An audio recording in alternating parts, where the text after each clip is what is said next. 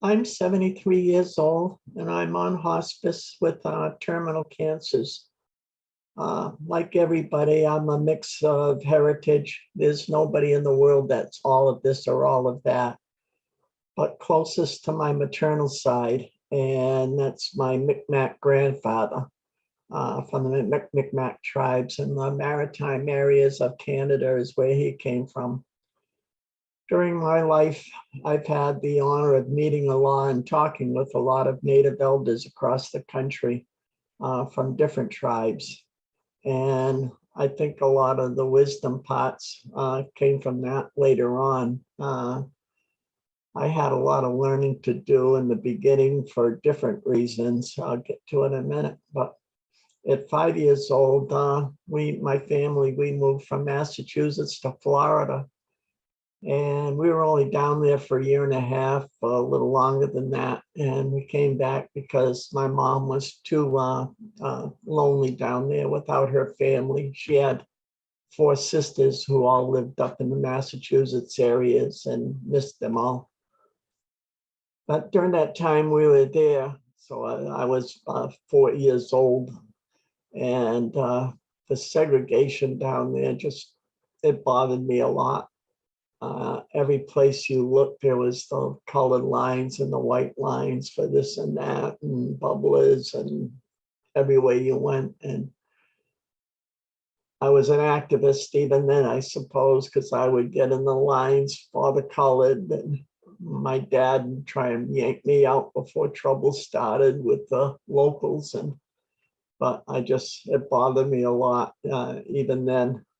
And another thing, that when I was 4 years old, and I knew who I was at 4 years old without a doubt, and that was I was transgender. And again, we're talking about 1953.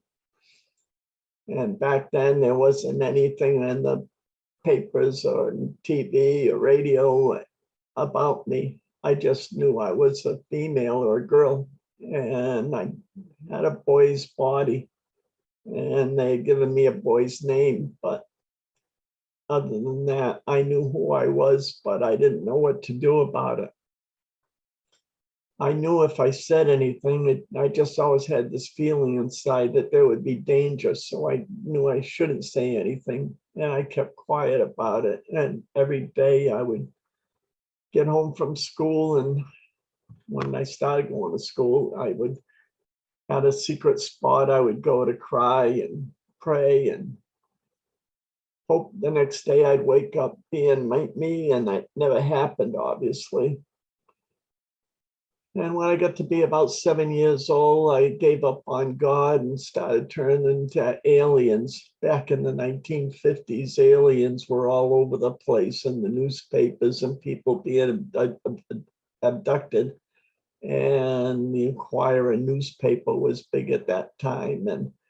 And I figured if there was aliens around, surely they must have the means to change somebody if they could fly around space. And I went with that for a while, but that didn't work out either. So finally, it just affected every moment of every day for me. I never had a moment's peace when I wasn't praying to be me. And it wasn't an easy life. And at that age, for a little kid, I was just wondering whether or not I should just jump out in the middle of a road when a car was coming by. So I was living adult life when I was very young. And I knew I didn't know any way to get fixed, but I knew I had to find a way to survive. And I reached 12 years old and I just couldn't take it anymore. My dad had an orchestra or a band that played at Christmas parties and all of that. And either me or my older brother would go with him to carry his drums in and out of the building where they were playing at. And I was at this one Christmas party and I was seeing all the girls get their presents, and I had never gotten a present in my life that I wanted. So anyways, I went up on the ballroom for the party was on the top floor of this hotel. And I went into the restroom and I snuck out the window onto the roof. And I was standing on the roof waiting in the cold wind on a ledge. And if the ledge had blew me over with the wind, that would have been fine with me. Somebody must have went in the bathroom and saw the window open and yelled if anybody was out there. And I just said I was out getting some air and I went back in. Nobody knew what I was there for or anything like that, so it didn't mean anything. And then 3 weeks later, reading a Reader's Digest that belonged to my dad, I found out about a woman named Christine Jorgensen, and she had what I was. She had surgery even, and she did her transition in Denmark. So finally, I knew somebody else existed and I knew it could be fixed, but how I would do it and the money to do it and all of that was a long way off. I had to find a way to survive. And so I figured I would be in business and make money. I knew I was smart. I never had to bring a book home from school and all my schooling. I could do all my work in school and be done with it. And so I had another accident when I was 16 years old. The hope of staying alive with Christine had run out and I was losing hope again. And this time it was me against three trees in a car. And I ended up in the hospital for 3 months. Both my legs were fractured from my toes to my hips. And it was very difficult. And I was flat on my back for all 3 months in the hospital. So when I finally got up, I had to learn how to walk all over again. And during that time, I had to figure out how to survive. And like I say, I figured it would be business. If I could find a way to make money, I could use the money to help people.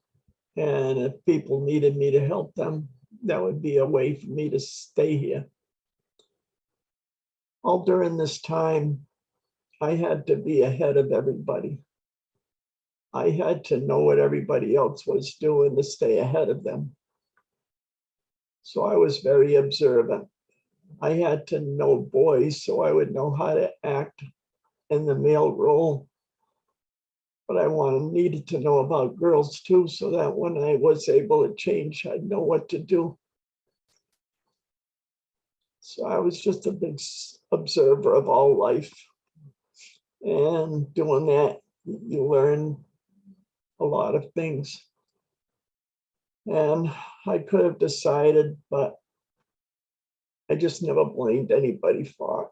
I could have been mad and angry, but I knew it was nobody's fault. I don't know why, but just at the young age, I just always knew, and it's nobody's fault. And I just had to find a way to live with it and accept it for who I was and just try and figure out a way to be at some point. And that's how I got by during my childhood life. And the business life, I worked in a corporation and I went from stockroom to vice president in 10 years. And then I started my own business after that. And when the banks found out I was going to transition at some point, they decided they had to take everything away from me. There wasn't any protection back then for laws for transgender people. So they took everything. I ended up being broke with no money. My house was taken, my car was taken. So I didn't know what I was going to do. But all of that beginning of life, it certainly taught me a lot about people.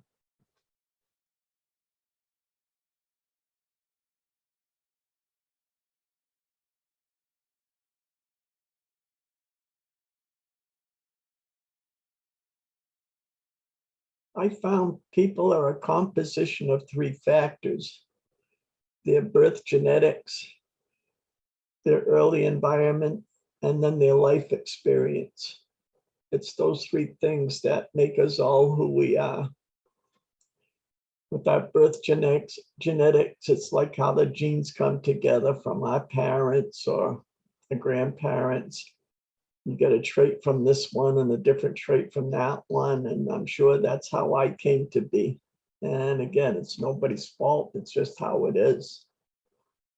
For people like me, currently they estimate that that happens maybe once every 100,000 people. The numbers used to be a lot higher than that, but now they know there's a lot more of us than what they thought.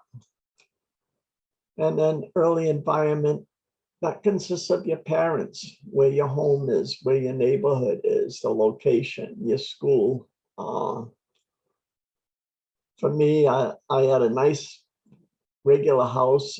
We didn't have our own home. We lived in a tenement. It was a big apartment, and I had three brothers, my mom and dad.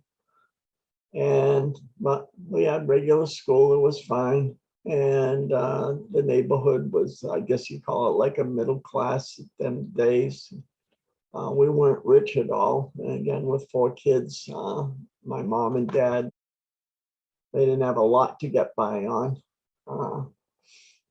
But I was kind of, whatever that environment is, that's a good part of what molds you. Now, if I was born in a different neighborhood, I would be a lot different than what I am, obviously. And that could go either way.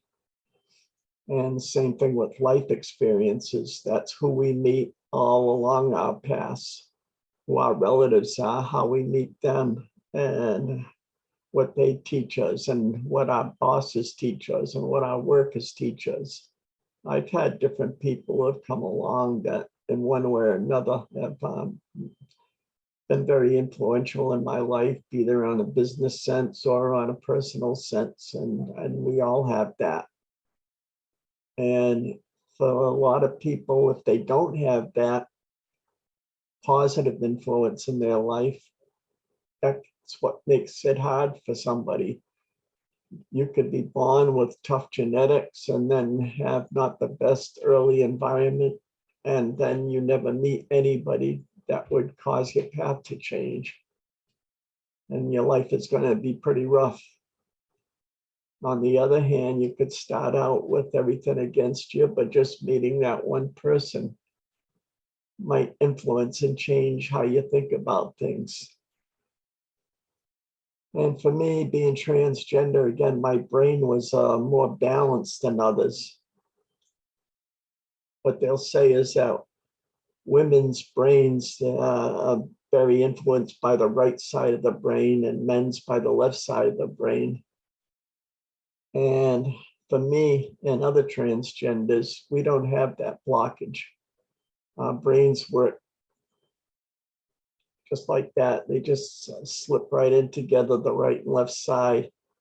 And we can understand both languages, and they add completely different languages, girls and boys and men and women. And when trans people listen to normal folks talk there, we get a good laugh because we know they don't understand a word each other is saying.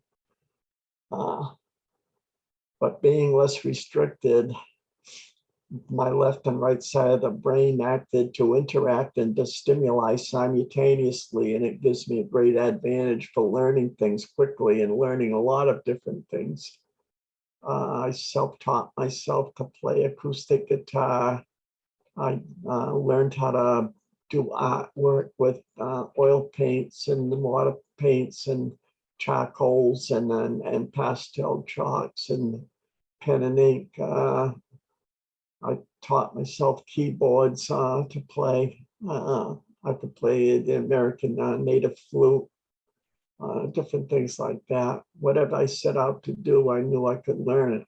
And again, I know that that comes from having a different kind of brain in the way it works. starting in fourth grade there too. Like I told you, I never brought home books, and I got scared there. My daddy started school for me when I was 4 years old. In the first grade there, he snuck me in because I was smart enough for it. And when I was in second grade, they had me tested, and they called me back on a Saturday with my parents to take the test again. And I didn't know what was going on. I thought I did something bad or different, or maybe they could see something about who I was, but the way the test was, so I got scared what the test was saying. So anyways, there, I purposely made wrong answers on that time. And then they just left it alone and nothing more ever came of it. And I know it had something to do with that because it happened to me again when I was working there, when I was working in the corporation. The ownership of the corporation changed, and the new people that bought it came in and they tested everybody. At that time, I had kind of a managerial position, and they tested everybody. And I had the same thing. They called me back to do the test. Because I scored higher than anybody had ever scored on it before, so they didn't believe it. So I had to take it again in front of people watching. I don't know about the wisdom I was learning about life from human understanding. I had to learn to act really.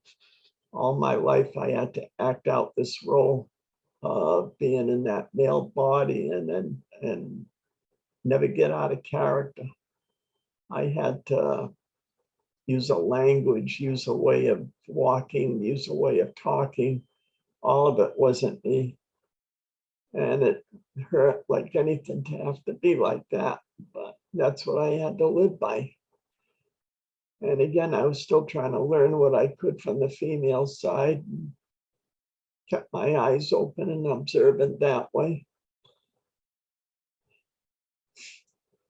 Later, I did get a lot of, again, much more wisdom later on when I don't want to get into that right now, but I was with a lot of native spiritual elders later in my life, and they were a great bunch of people to be around. So my wisdom, it came from different sources like that, and a lot of it was just survival.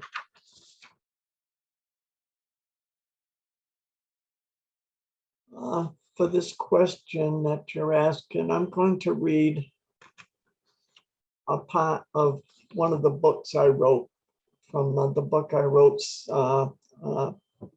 Seeds of Peace. And it's a page on peace. And what it says is that peace is not an absence of war, nor between wars. It is its own energy, an active state of being and a way of living. Peace has no anger, no judgment, nor grudges, exclusions, prejudices, separation, greed, nor fear. Peace is the unconditional acceptance and inclusion of all people, sharing the unique gifts we each bring to the circle of people. Peace is what we think of, say about, and do or for to each other every day. It's a global peace, a national peace, a community peace, a household peace, and the peace within each person.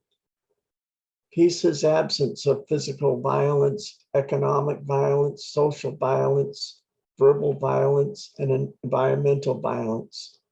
Peace is active with positive actions. We do not embrace peace if we hold anger at ex-spouses or parents or children, or our neighbors or coworkers, or any others in our personal circles. We fully embrace peace or we do not. It is a vital understanding for each word, thought, or deed or anger that we hold or expose becomes part of the world's collective energy. Whatever we each contribute to that every day, whether it be love or hate or greed or giving or taking, that collective total of what we each bring to it every day, that's what the world becomes. We each choose, and we each have an involvement. Even sitting on the sidelines is still a choice of continuing where we are. True peace is not impossible by any means. Peace sits within us and all around us, waiting for us to embrace it and manifest it fully through our collective energies. So be the peace and share the peace. If you wish peace in the world, be peaceful, fully and unconditionally.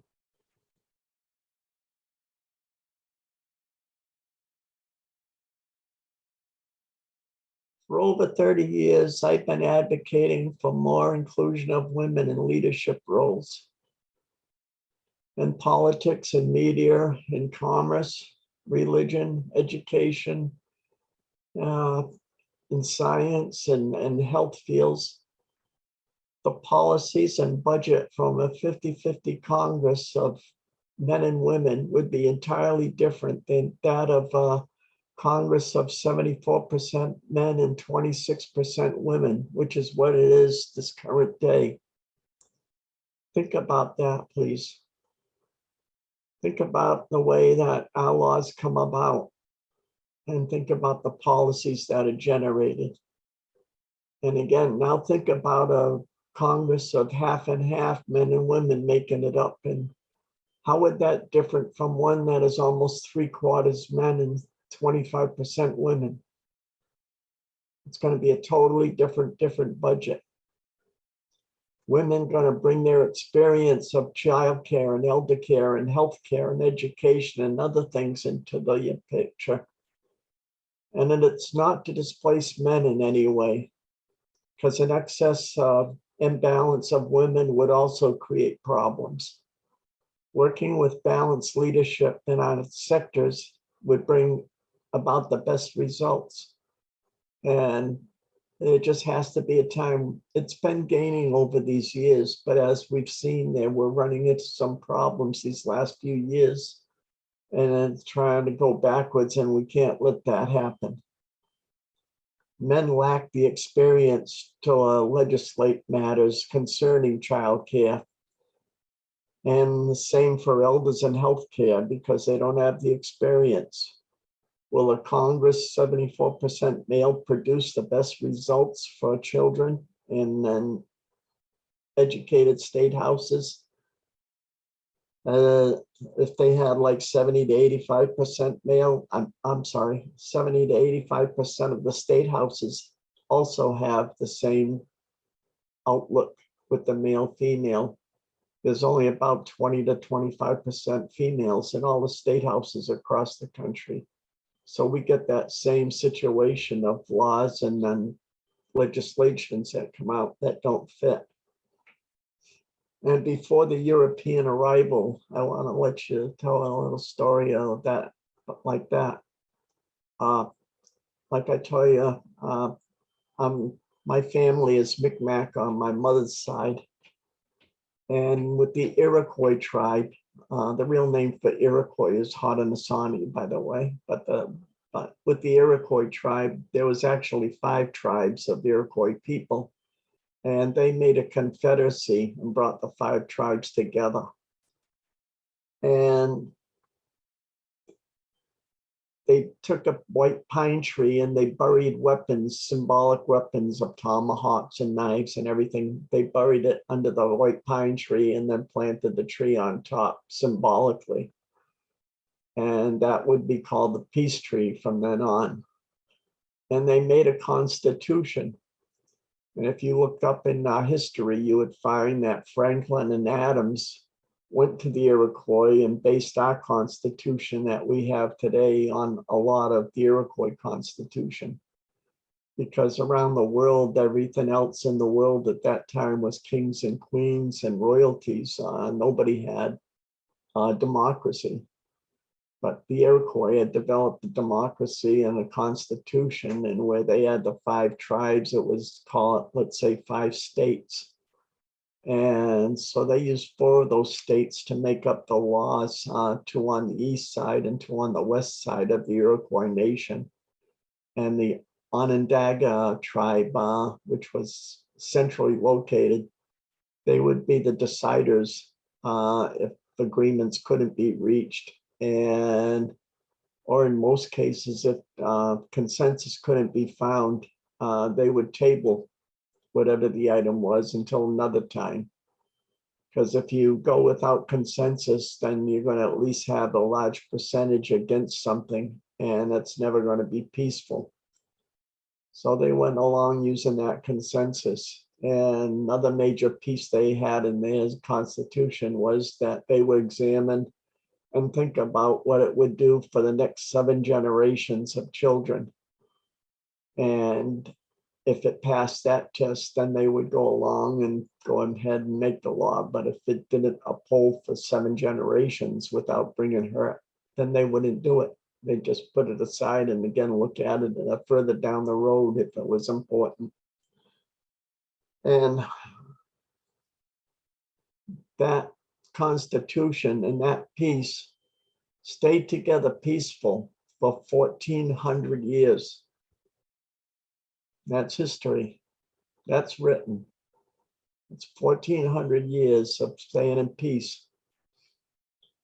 And they did that following those rules in that Constitution. It got all busted up when the Europeans came over, and you had the French that was settling in Canada and the British that was settling in the United States. And they just started using different means to split the tribes apart and get a couple on one side and a couple on the other side. And that broke that up.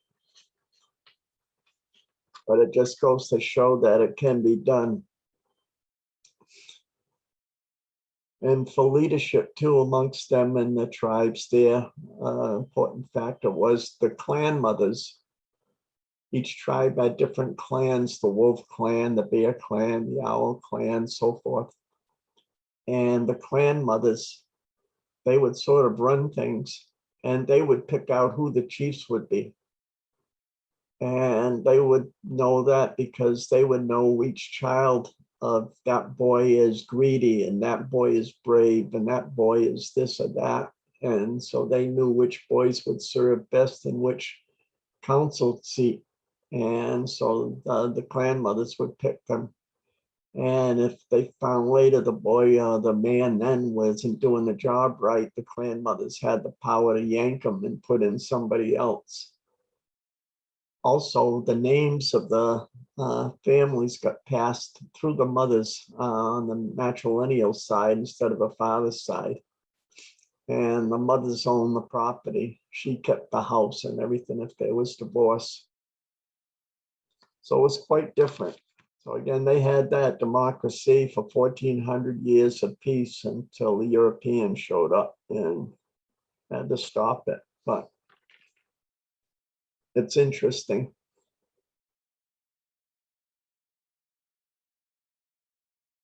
I think I had toughest part on this, I guess, but I defined it as just by being aware of what we think and what we say and do every day. And are we doing so in peace or malicious intent? Are we doing something for the good of others or for our best interests or both? It has become so easy for people to use curse words and every day by talk by adults and teenagers and even children now. And I look upon those words and wrong to judge, and I try not to judge anything, but I judge those words as inappropriate. I consider them angry words. The origin of those words, if you think of a curse word, the first time you used it or anybody near you used it, it was because they were angry. They slipped and fell, they banged their thumb with a hammer, or they did something and caused a curse. And then it just becomes part of the language, but it originates in anger. And I don't believe in and do anything with anger. I've never had anger in my life. I've never yelled in my life. I've never had a fight in anger in my life. I followed the path of peace from the time I was born. And I try to keep doing that. And I tried to teach that with so many others. Some folks, they just rattle off curse words with every other word. And I've just chosen not to. It's putting peace first in front of everything. And I strive to be in peace all the time. I'm not perfect, but I do my best to be. And I just try and do not do any harm, not in thought, not in word, not in deed. And I have followed that. And I've had a lot of reasons to be mad, to be angry, to be bitter, but I've chosen not to be. And with all I've been through, if I can choose to do that, then I know many others can. It's just a matter of sticking with it and using instant forgiveness. I can be hurt. People have hurt me all the time, but I forgive them right away. I don't hold forgiveness, not even for a second. Forgiveness isn't a good thing. It's just another tool of anger. So I don't believe in it. I believe in letting things go as soon as they happen. I believe that that person that hurt me did so without realizing what they were doing. They misunderstand. They don't understand me. They just go a different way. They have a different life than my life. They might be having a bad day, but whatever it is, there's a reason that they hurt me that day. And so I'm not going to hold it against them. I'm going to let it go and continue on my path of my peace. And that's my consciousness of it.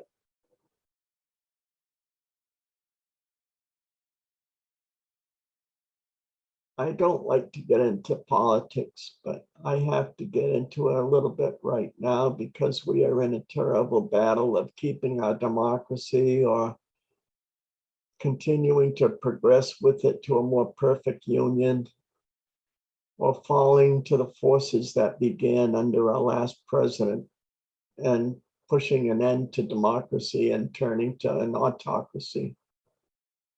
An autocracy believes in a single leader, and it dilutes all of our institutions.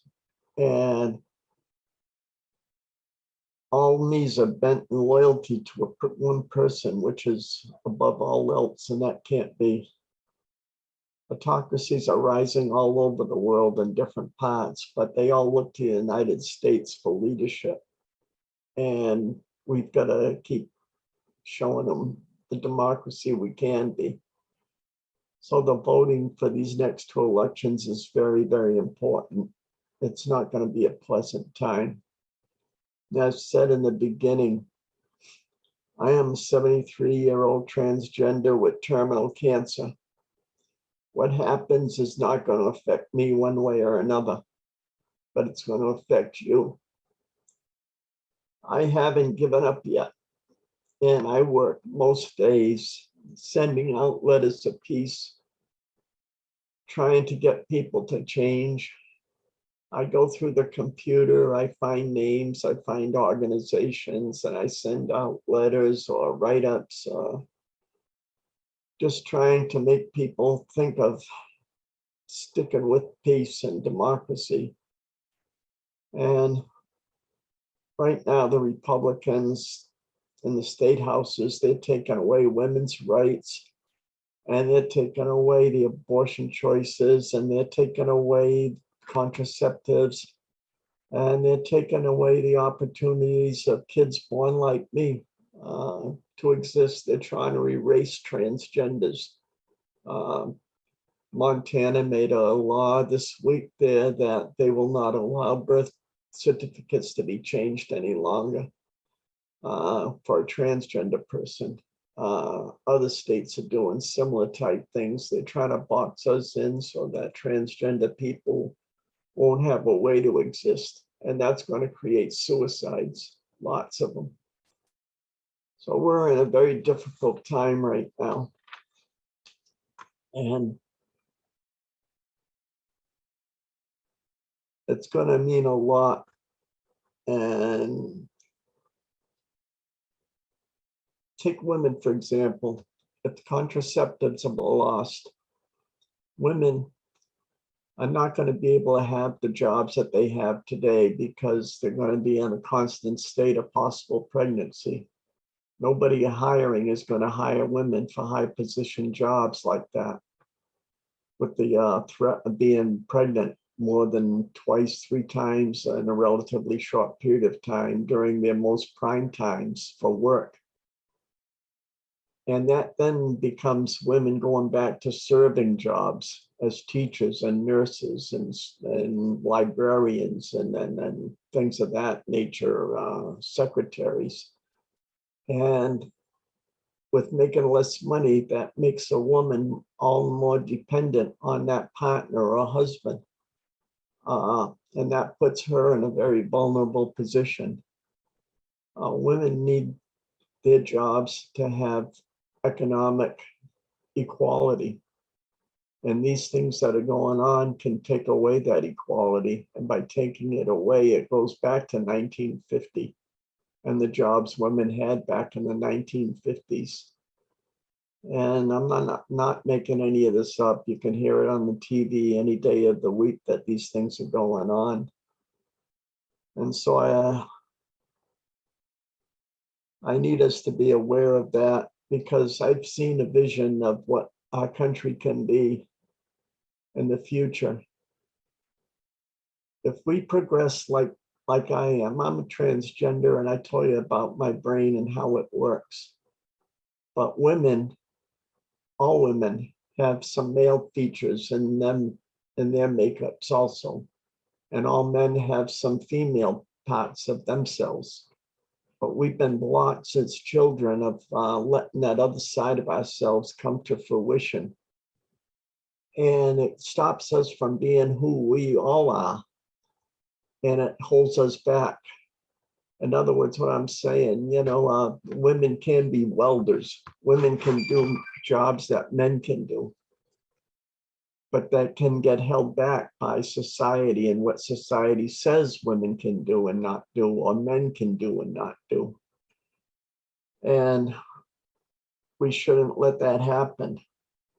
A traditional Hopi elder told me that there was not enough of the traditional Hopis and Native people left to keep on teaching about the education of the world.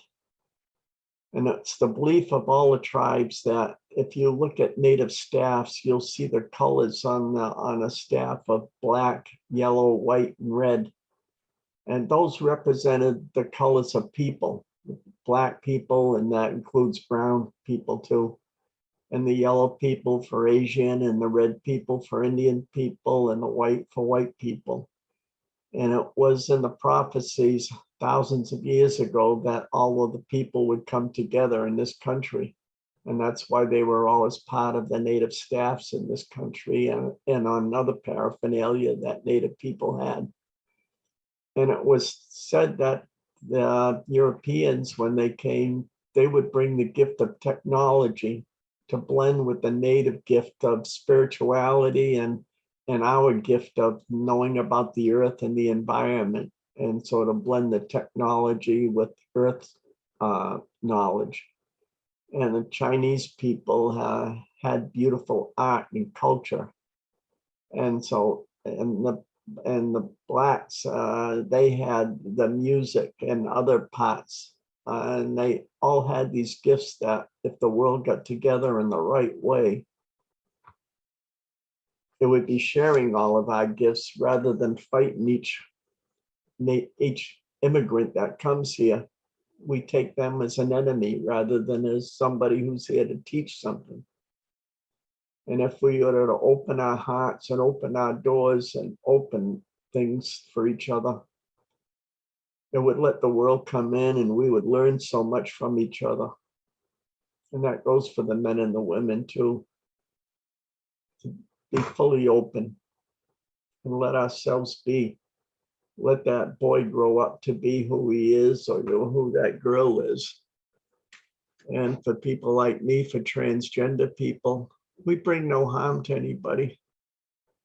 We're usually the most peaceful people in the world. And so please, open our hearts to peace. Thank you.